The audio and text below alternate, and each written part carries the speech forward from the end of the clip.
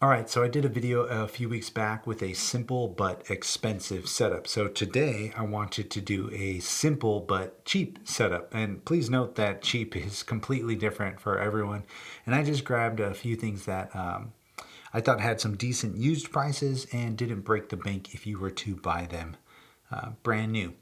And another thing I wanted to try is to show the process of taking this cheap setup into more of a full song by recording it into Ableton and getting it mixed and mastered. So today, let's focus on getting the idea down and sketching it out with this simple setup here, and then getting it into Ableton Live.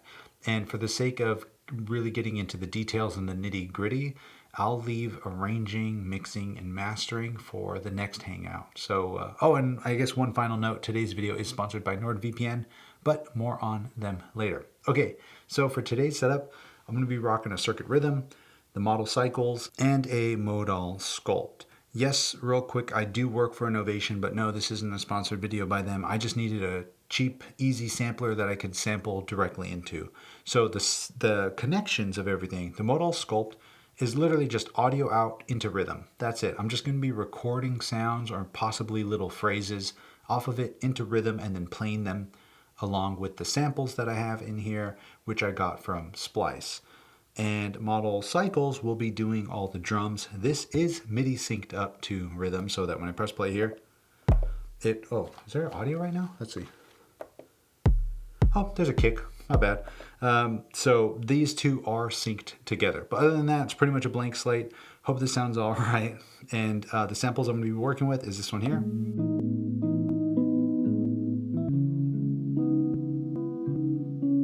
Right, just a simple little chop up here. And I'll be honest with you, I've made music a ton of different ways, right? But the way that I find that kind of gets me to where I want to be the quickest without being so defeating is when I start with a sample, because in my style of music, the sample honestly does a lot of the heavy lifting. So in this case, that's exactly what this is doing, which is why I have a kick here, right? Just to kind of get the idea going. 2, 3, 4.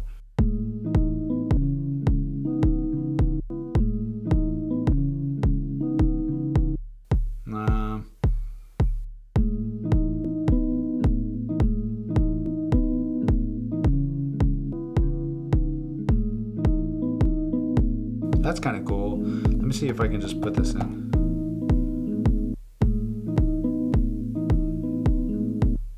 Maybe instead of...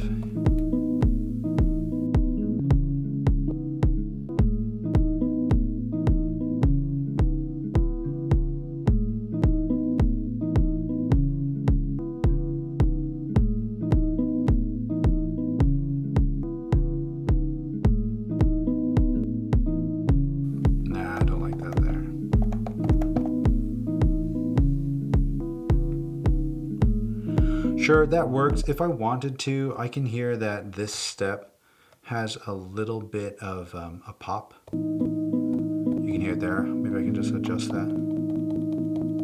Oh, another thing I can do is just change the slope.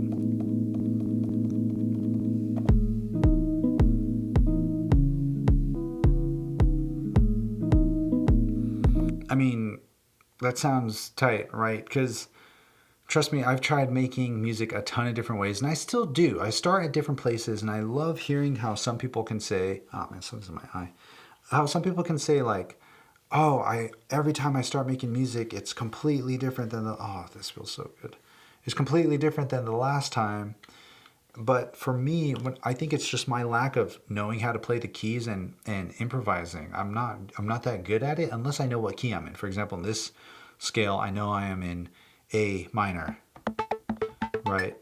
So I could probably play along to this, but when I start with a sample, it gets majority of the song done, and it does feel like cheating sometimes because it's so simple. But I feel like if you do care and put enough time and effort into kind of getting the chops right and flipping the sample, you know what? It's not if you do care, it's that I care. I think at that point, I find that it's enough. But I still question whether or not this is cheating because I feel like it's so easy, because this just sounds... Right? That just sounds cool to me. Maybe I can just put this here. That's kind of cool. I'm going to duplicate that again, and I'm going to go to our velocities. Maybe a little fade out. Actually, this is kind of cool. Right, like this is cool. I think this is dope, but sometimes it feels like it happens so quickly and so easily that maybe I didn't put enough effort into it. I don't know. Let me know down below what you think of that. So we're here. We got our sample chop going. I got some filters. I can do the like. If I really wanted to get all crackly on it. That's a little too harsh for me right now. I'm gonna leave it at that. Let's focus on this kick, maybe get a little more. Actually, I kind of liked it low key like that. Kind of Theo Parrish style.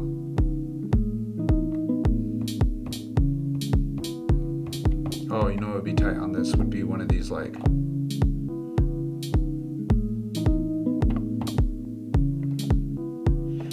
Okay, I'm gonna go ahead and duplicate this pattern over to 2.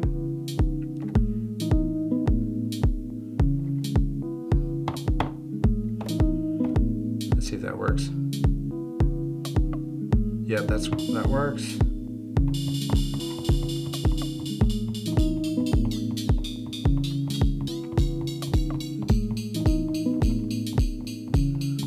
Oh, I really like that sound on all of them.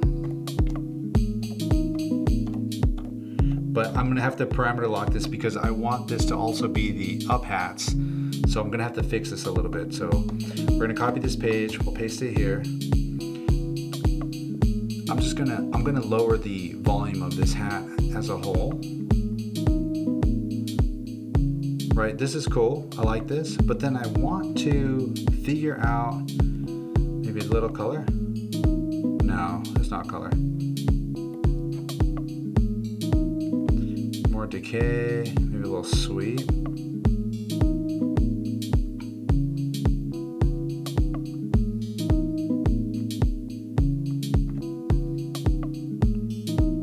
That's cool. So I'm gonna copy this and let's see what it sounds like here. That's cool, but the decay is again too long.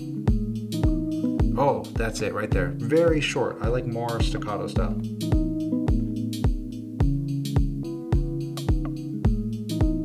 That actually kind of works too, where it goes.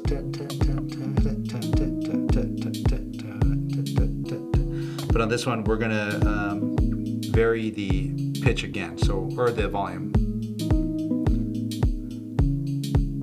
just to give it a little bit more swing, right? That works. So I'll say copy this one. No, not clear.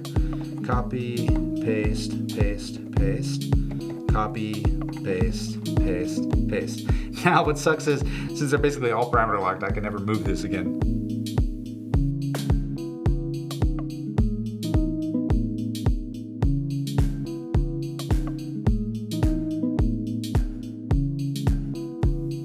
That's cool. Let me nudge it off a little early.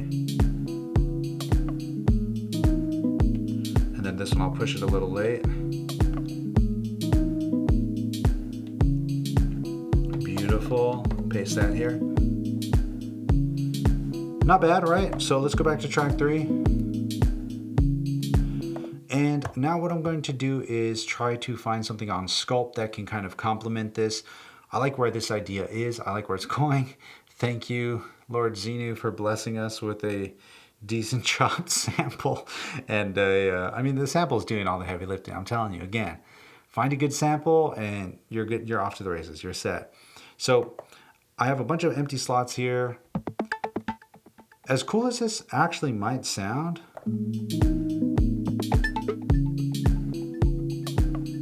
you know what? Let's try it. So I'm gonna just hit record and.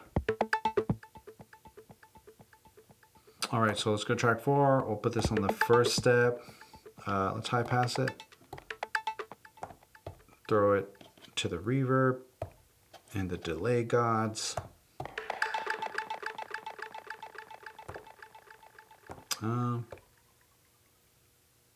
And then we'll just turn this down in the mixer. Oh, that's way too quiet. Oh, let me set the pattern settings to pretty slow too. How about the start point?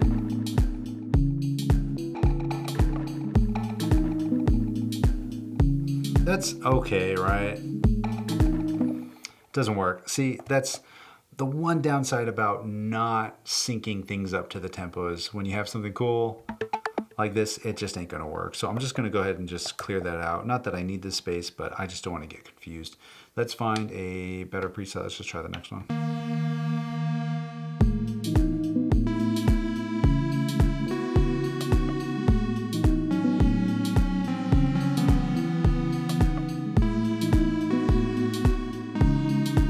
Ooh, that's pretty.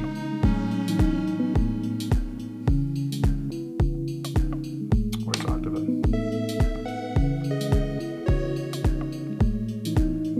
Okay, cool. This works. So I'm actually going to try and record a phrase, I think that's the proper term, into rhythm so that it can just play back as like as a loop. So I have threshold on, but the pad is off as well as resampling is off. And monitor is on so I can hear what I'm doing. But what the threshold is going to do is basically say I can hit record. It's going to wait. Nothing's going to happen until I start playing in some notes. So we'll just say.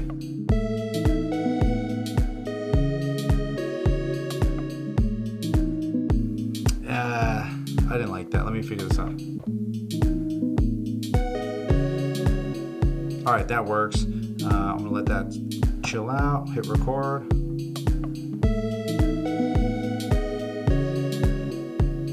Let it ring a little bit. Cool, got that, track 4.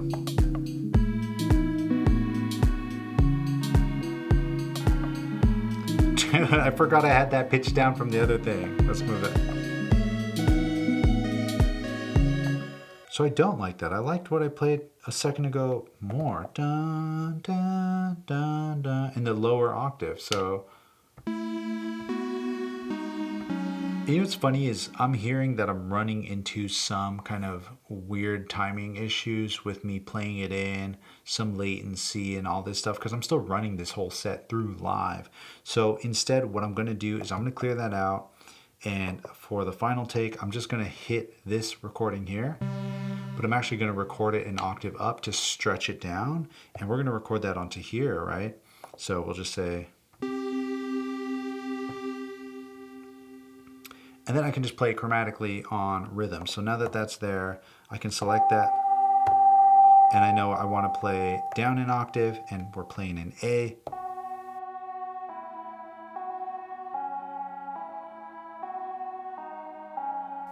Yep. And you can hear it's a little long. That's cool. We'll hit record.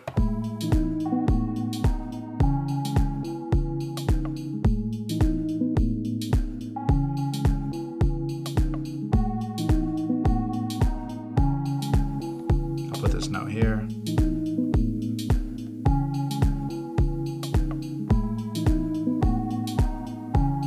All right, and the timing is really weird because I'm at such a slow pattern length. I can do a couple things, which I'm just going to nudge this over a little bit with the micro steps. Put that here. Yeah, perfect. That nailed it. I was not expecting that to happen at all.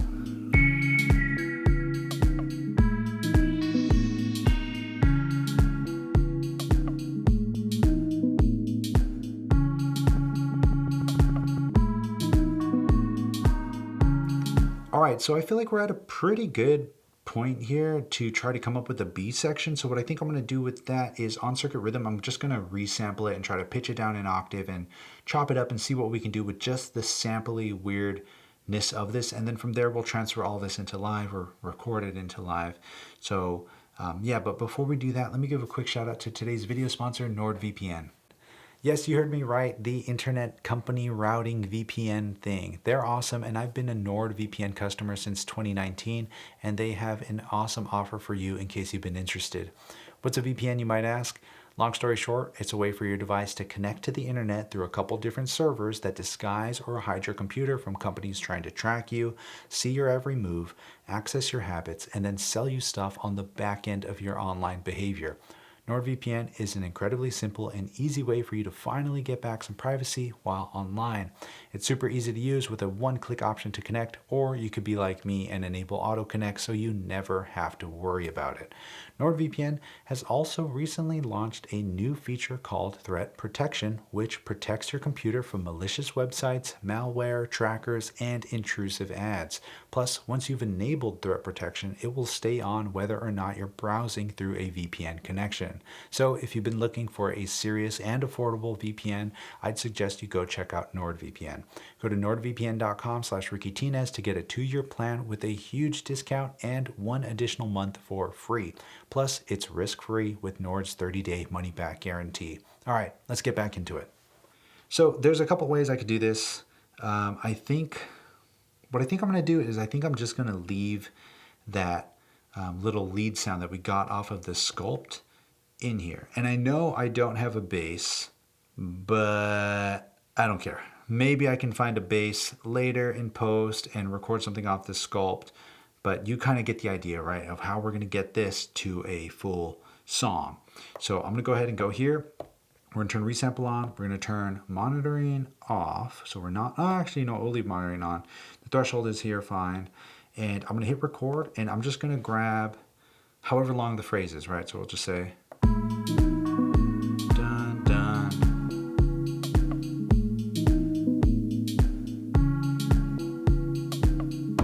Okay, cool. So that's there. And now what I'm going to do is I am going to save this project here. I'm also going to save it here. And we're just going to jump to a blank section here. I'm going to go to track 1. And I'm going to make sure that we have the tail end of this chopped off properly. So I'm going to just set this into reverse mode. That I want gone. So we're going to say length. Oh, you know what? Let me edit this actually. So we'll go back into our sample section in reverse. So now I can. All right, that should be a good loop. So the reason I want this to be a good loop, I'm going to go ahead and save that so it's going to truncate it or crop it, whatever you want to call it. The reason I want to save this as a loop is because now I can go here. We'll turn sample mode reverse off, slice it into 16.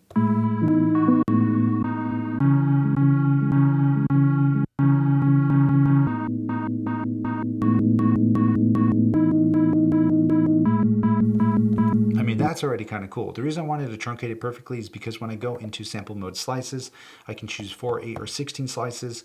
16 slices will allow it to just have a perfect start and end and have all the slice points be evenly spaced between a perfectly timed start and end point, which means they'll be musical.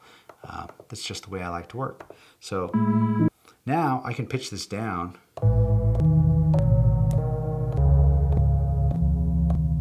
I mean, that's kind of cool. Dun, dun. Oops.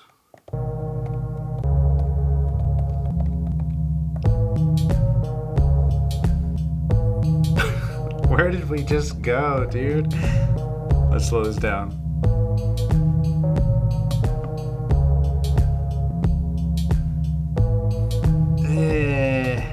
That's okay. We'll mute track 1. We'll go to track 2, select the same sample, and slices.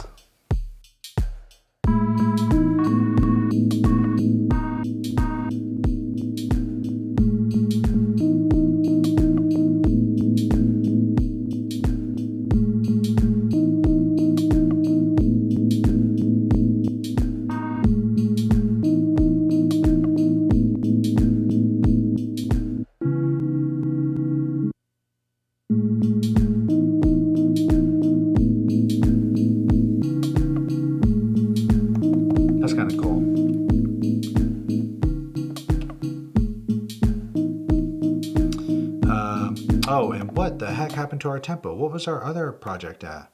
107. I don't even know how I ended up at 107. So let's try that now. Actually, I like this a lot.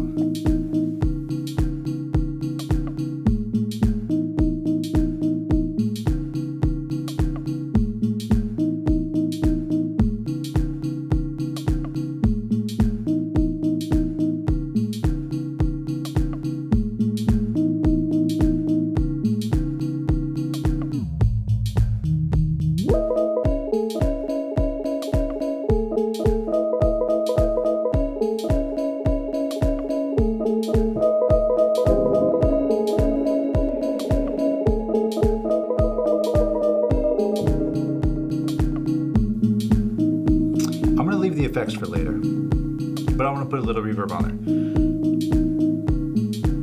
there. Cool, save this. Awesome. I say we are at a good point to record this into live. And you know what? I thought about it.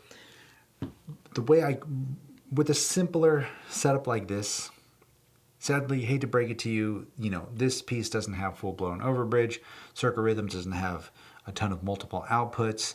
So recording this into live is pretty boring, a little tedious, but still very important, because I find that in that boredom of waiting for things to happen, you can kind of come up with new ideas or use it to your advantage and kind of inject your own flavor into the recording.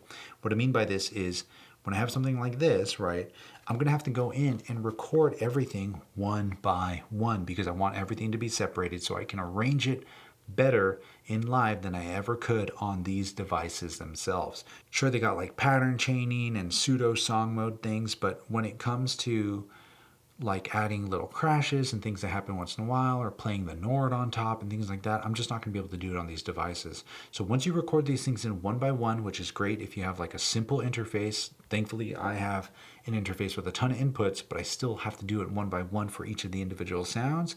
You can start injecting some of your own flavor. And what I mean by this is, let's say we have this pattern here, right? I would mute everything except the lead and just record this in. But here,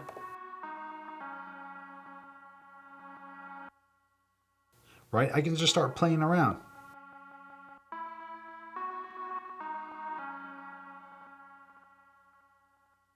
Adding my own little flavor. Same with this part.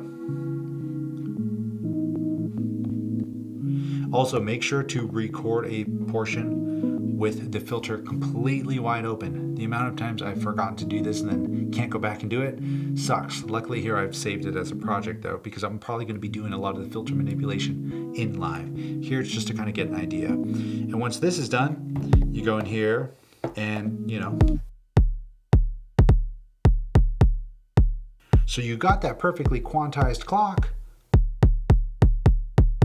but then you got yourself on top of that, and it's really fun to kind of get these things moving and playing together. So once you've recorded 4 bars or 2 bars, however long your pattern length is, record it one by one, take your time. And yeah, that's kind of it. I mean, I hate to break it to you. It's kind of boring, kind of sucks, a little tedious, but it's gonna allow you to better arrange the track in live later. And honestly, turn this moment of just sitting around waiting into a pro versus a con, right? It's when you get to reflect on your track, I find that I get to come up with more ideas and think about stuff that I want to do later on. So I am so happy that this came out way better than I expected, and I'm excited to finish this track. So yeah, come back again next week when we'll do the arranging, the mixing, and hopefully the mastering and all that stuff.